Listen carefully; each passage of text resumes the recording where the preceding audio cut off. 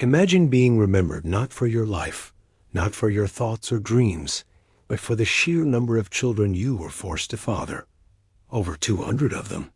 Like a prized animal in a cruel experiment. This isn't a myth. It's not a fable told around a campfire. It's a documented horror, a reality etched into the dark corners of human history. It's the story of Pataseca, a towering enslaved man, over 7 feet tall, used not for his labor, but for his genetics. A man reduced to a breeding machine, whose children became currency, whose body became property. And this didn't happen in some ancient forgotten empire. It happened right here in the 19th century America's dot. And if this story moves you, if it provokes outrage or stirs even a flicker of empathy, please like this video, leave a comment with your thoughts, and subscribe to this channel. We dive deep into the hidden histories that were left out of the textbooks, the voices buried beneath the weight of time. Share this with someone who needs to know, because we owe it to Pataseca and to millions like him to confront this truth and make sure such horrors never take root again. In the early 1800s, the world began taking tentative steps toward ending the transatlantic slave trade. In 1808, the United States and Britain banned the importation of African slaves. Ships would no longer legally carry chained men, women, and children from the coasts of West Africa to the Americas. But while the international trade was shut down, slavery itself remained. And inside the plantation walls of Brazil, a more sinister system took root, one that turned human reproduction into a calculated industry. That system was slave breeding. On a plantation deep within Brazil, one man became its most infamous symbol. Roque Jose Florencio, known as Pataseca, born in 1828 in Angola, he was ripped from his homeland and transported across the ocean, forced into bondage in a world he never chose. From the beginning, Pataseca was different. Towering over 7 feet tall and weighing more than 300 pounds, he stood out. His physical power and genetic makeup were seen not as gifts, but as resources to exploit. He was renamed Pataseca, meaning dry leg in Portuguese, likely referring to his towering legs and lean, muscular form. From the moment he arrived, he was examined like livestock. His height, his posture, his teeth, his skin, his muscle density, everything about him was scrutinized by slaveholders who saw not a man, but a means to an end. They were not interested in his thoughts, his past, his hopes. They were only interested in what he could produce. Pataseca was not worked to death in the fields. Instead, he was kept for another purpose. His owner saw him as a tool to breed a stronger generation of slaves. Women were selected and sent to him. No consent, no dignity, no humanity. Pataseca became a father not through love, but through force. The children born from these unions were not celebrated as family, but counted as assets. Slavery had taken his freedom, now it took his legacy. Slave breeding was not an accidental practice. It was an economic strategy. With the importation of African slaves no longer legal, plantation owners needed a new supply. Instead of bringing in more slaves, they decided to grow their own. Enslaved men and women became instruments in a macabre reproduction scheme. Strong men like Pataseca were forced to mate with multiple women, while enslaved women were forced to bear children year after year. Over the decades, Pataseca was forced to father more than 200 children. Each child represented another brick in the slave economy's foundation, born into chains, raised to labor, destined to repeat the cycle. These children were measured, inspected, and sold as commodities.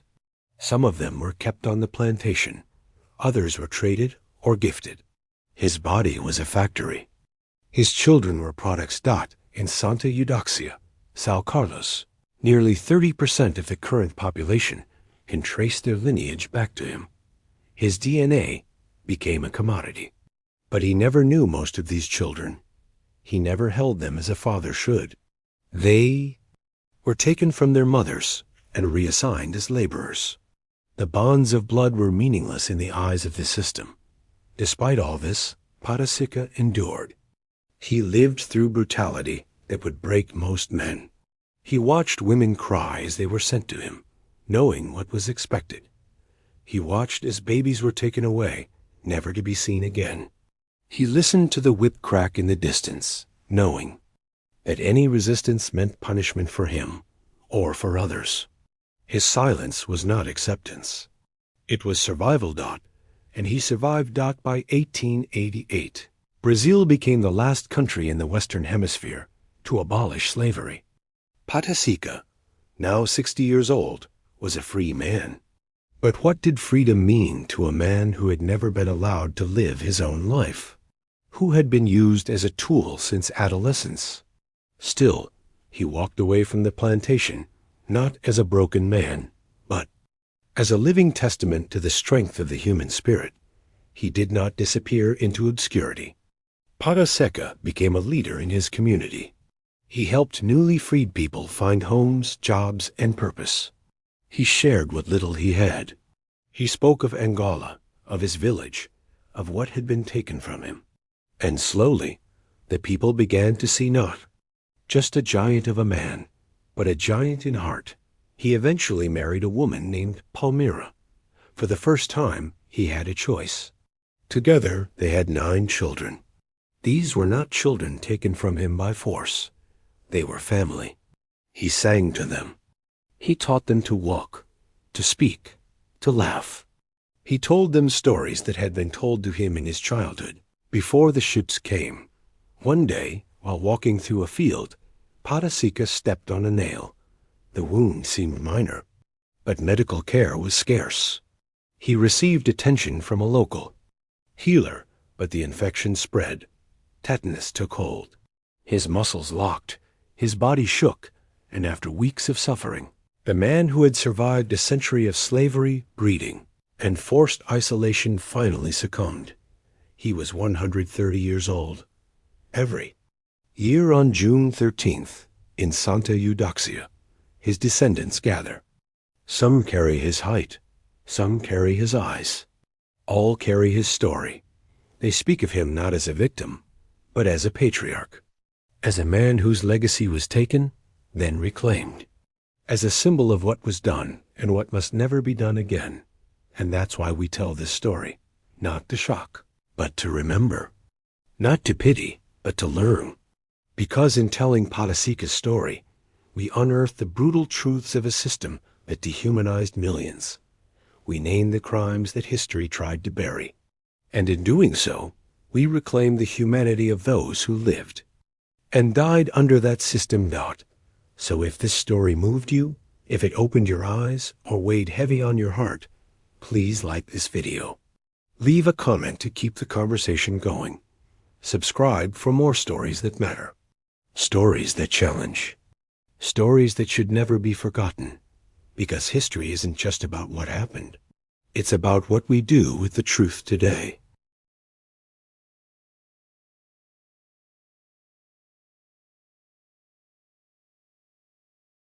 Imagine being remembered not for your life, not for your thoughts or dreams, but for the sheer number of children you were forced to father, over 200 of them, like a prized animal in a cruel experiment. This isn't a myth or a fable, it's a documented horror. It's the story of Pataseca, a towering enslaved man used as a human stud by his master, and it happened not in some ancient forgotten empire, but in the 19th century, in the Americas. His body became a breeding machine, his children became currency, and the system that demanded it, one of the most sinister institutions in human history, slave breeding. In the early 1800s, as the world took tentative steps toward outlawing the transatlantic slave trade, an even more insidious chapter began to unfold behind plantation walls. In January 1808, the United States and Britain permanently banned the importation of African slaves. Ships would no longer carry chained men, women, and children from the coasts of West Africa to the Americas. at least not legally. But abolition of the slave trade did not mean abolition of slavery, quite the opposite. This shift ignited panic among slaveholders. Their supply of enslaved labor was drying up, even as the demand for it reached unprecedented heights. The American South and the Caribbean were in the midst of a massive agricultural boom. Cotton, rice, and sugar were no longer just crops, they were the engines of empires. The cotton gin, recently invented by Eli Whitney, made it possible to process short staple cotton far more efficiently. Suddenly, land previously considered useless was now a goldmine, if only there were enough enslaved people to work it. But disease, malnutrition, grueling hours, and relentless abuse ensured that slave mortality remained high. With no new Africans arriving and with existing populations declining, plantation owners turned to a chillingly calculated alternative: reproduction by force. Thus began the era of systematic slave breeding. Women were reduced to reproductive vessels, men to genetic stock. Human beings became self-replicating property. Female slaves were forced to bear child after child, with no regard for their health, consent, or emotional well-being. And towering, strong-bodied men were chosen to impregnate them, not once but repeatedly across dozens of women. This was not a fringe practice. It was mainstream, orchestrated, and deliberately cruel. This is the world that forged the legend of Pataseca, also known as Patasa, or by his full name, Jose Florencio Pateca. He was an enslaved African born in Brazil, a country that would not abolish slavery until 1888, the last in the Western world to do so. But long before that, Pataseca's fate was sealed. He was a giant of a man, 7 feet, 2 inches tall, with disproportionately long legs and huge hands and feet. Among the enslaved, he was nicknamed Pataseca, meaning dry paw, perhaps a nod to his unusual build or a dark joke about his condition. But to his master, Francisco Duna Bueno, Pataseca's body was a gold mine. Pataseca was spared field labor. Instead, he was given unusual privileges for an enslaved person. He delivered messages, tended livestock, and rode horseback between farms and towns. But his real assignment was far more disturbing. He was chosen to be a breeder. Slaveholders believed certain physical traits were hereditary. Tall, strong men were expected to sire similarly strong offspring. Light skin, angular faces, and specific body proportions were all considered desirable traits that could boost the value of a slave on the market. So men like Pataseca were forced into sexual encounters with enslaved women, selected for breeding, sometimes daily. These were not intimate relationships. They were violent acts of institutionalized rape. Pataseca had no choice. He was compelled to father child after child, each one born into bondage, each one counted not as family, but as capital. To plantation owners, these children were future laborers, future profit, future currency, and Pataseca, he was no more than a cog in the reproductive machine. Today, it's estimated that around 30% of the modern population in the Santa Eudoxia district of São Carlos, Brazil, can trace their lineage back to him. His genes spread not by legacy, but by force. But this is not a story of legacy, it's a story of loss. Pataseca never met the majority of his children. He never got to hold them, name them, raise them.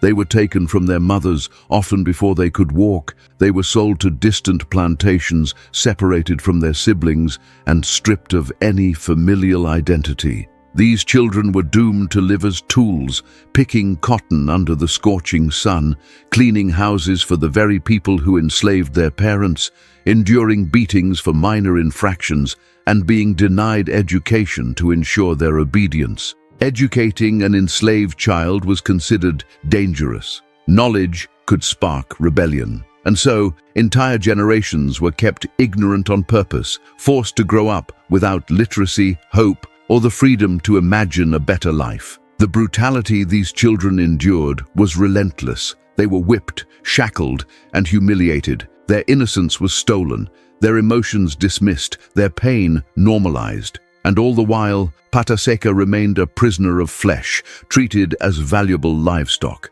His health was monitored. His food was better than that of the field slaves, not out of kindness, but to preserve his breeding potential. His entire worth was tied to his ability to reproduce. This system didn't just commodify people, it reprogrammed generations to see themselves as worthless. It destroyed families before they could begin. Yet Pataseca endured, and when Brazil finally abolished slavery in 1888, his life changed. He was given a plot of land by his former master, perhaps out of guilt, perhaps out of gratitude for the hundreds of enslaved laborers Pataseca had helped create. On that land, Pataseca built something of his own. He married a woman named Palmyra, and together they raised 9 children, the only children he would ever truly know. He named his land Sitio Poasa and began producing rapadura, a raw cane sugar sold in blocks. It was back-breaking work, but it was his farm, his family, his freedom. For the first time in his life, Pataseca lived as a man, not a commodity, but there remained a permanent, aching void. He never reunited with the hundreds of children he had fathered during his enslavement. There were no records to trace them, no names to search, no paper trail, because they had never been treated like people to begin with. That is perhaps the most haunting part of Pataseca's legacy, the erasure of bloodlines, the destruction of roots, the deliberate forgetting. His story is not one of triumph but of endurance, of a man who lived through systemic sexual exploitation, who became the foundation for an entire community's genetic lineage, yet died never knowing who his children became. This is the untold story of slavery, not just chains and whips, but of forced reproduction, stolen parenthood, and the cold arithmetic of human profit. The story of Pataseca reveals the industrial scale of cruelty masked behind the polite veils of agriculture and commerce. And for every Pataseca, there were hundreds more whose names we'll never know. We remember him not just for the children he was forced to father, but for surviving a system that tried to strip him of everything that made him human.